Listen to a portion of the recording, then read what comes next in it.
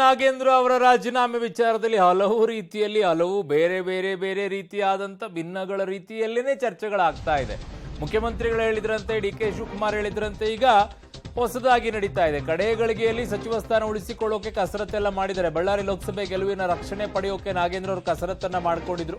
ಬೆಳಗ್ಗೆಯಿಂದಲೂ ಕೂಡ ರಾಜೀನಾಮೆಗೆ ನಾಗೇಂದ್ರ ಅವರು ಮೀನಾಮೇಷ ಎಣಿಸ್ತಾ ಇದ್ದಿದ್ದು. ರಾಜ್ಯ ಕಾಂಗ್ರೆಸ್ ಉಸ್ತುವಾರಿ ಸುರ್ಜೇವಾಲಾ ಕೂಡ ಸಂಪರ್ಕಿಸಿದ್ರು ನಾಗೇಂದ್ರ ಅವರು. ಬಟ್ ಬಳ್ಳಾರಿಯಲ್ಲಿ ನಾನು ಕಾಂಗ್ರೆಸ್ ಅನ್ನ ಗೆಲ್ಸ್ಕೊಂಡು ಬಂದಿದ್ದೀನಿ, ತುಕಾರಾಂ ಗೆಲುವಿನಲ್ಲಿ ನನ್ನ ಪಾತ್ರ ಇದೆ, ನಾನೇನು ತಪ್ಪು ಮಾಡಿಲ್ಲ ಅಂತ ನಾಗೇಂದ್ರ ಅವರು ಸಮರ್ಥನೆಯನ್ನ ಮಾಡಿಕೊಂಡ್ರು. ಸಿಎಂ ಡಿಸಿಎಂ ಹೇಳಿದಂತೆ ನಡೆದುಕೊಳ್ಳಿ ಅಂತ ಸುರ್ಜೇವಾಲಾ ಸೂಚಿಸಿದ್ರಂತೆ. ಅದರ ಅರ್ಥ ಏನು? ನಿನ್ನೆ ರಾತ್ರಿನೇ ರಾಜೀನಾಮೆ ಕೊಡುವಂತ ಸಿದ್ದರಾಮಯ್ಯನವರು ಸೂಚನೆ ಕೊಟ್ಟಿದ್ರು. ಸೊ ಹಾಗಾಗಿ ಮಧ್ಯಾಹ್ನ ಸಿಎಂ ಅವ್ರನ್ನ ಭೇಟಿಯಾಗಿ ರಾಜೀನಾಮೆಯನ್ನ ಸಲ್ಲಿಸಿದ್ದಾರೆ. ಕಡೆ ಗಳಿಗೆಯಲ್ಲಿ ಒಂದಿಷ್ಟು ಕಸರತ್ತನ್ನ ಮಾಡಿರೋದು ನಿಮ್ಮ ಮುಂದೆ ಇಡ್ತಾ ಇದ್ದೀವಿ. ನಿನ್ನೆಯಿಂದ ಏನೇನಾಯ್ತು, ಇವತ್ತೇನಾಯ್ತು ಅಂತ ಹೇಳಿ. ಬಟ್ ಈಗ ಮತ್ತೊಂದಿಷ್ಟು ಹೈ ಡ್ರಾಮಾ ನಡೆಯುತ್ತೆ ಈಗ. ಕಾರಣ ಸಂಜೆ 4:30 ನಂತರ ಸುದ್ದಿಗೋಷ್ಠಿಯನ್ನು ನಡೆಸ್ತಾರೆ. ಅವರು ಡಿಫೆಂಡ್ ಮಾಡ್ಕೊಳ್ತಾರೆ ಏನಾಗಿದೆ ಏನಿಲ್ಲ ಅಂತ ಹೇಳಿ.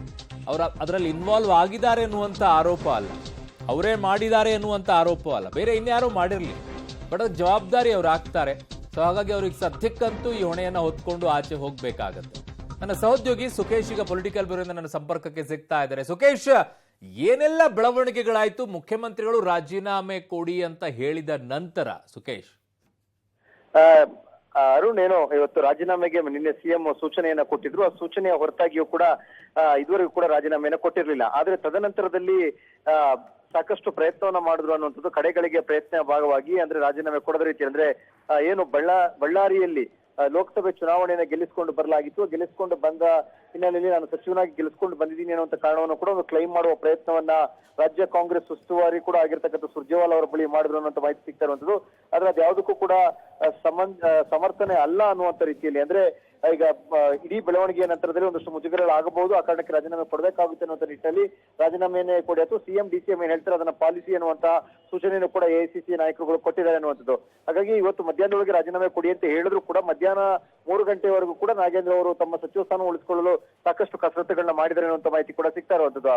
ಅರುಣ್, ಓಕೆ ಸುಖೇಶ್, ಆದ್ರೆ ಏನೇ ಕಸರತ್ತನ್ನ ಮಾಡಿದ್ರೂ ಸಹ ಒಂದು ಸಹಜವಾಗಿ ಕಾಡುತ್ತೆ, ಇದು ಕೇವಲ ಸಚಿವರೊಬ್ಬರೇ ಜವಾಬ್ದಾರಿನ ಅಥವಾ ನಿಗಮ ಮಂಡಳಿಯ ಅಧ್ಯಕ್ಷರು? ಕಾರಣ ವಾಲ್ಮೀಕಿ ನಿಗಮ ಮಂಡಳಿಯಲ್ಲೇ ಆಗಿರುವಂತದ್ದು ಇದು. ಹಾಗಿದ್ದಾಗ ನಿಗಮದ ಅಧ್ಯಕ್ಷರೆಲ್ಲ ಹೋದ್ರು, ಅವ್ರಿದಕ್ಕೆ ಜವಾಬ್ದಾರಿ ಅಲ್ವಾ ಸುಖೇಶ್?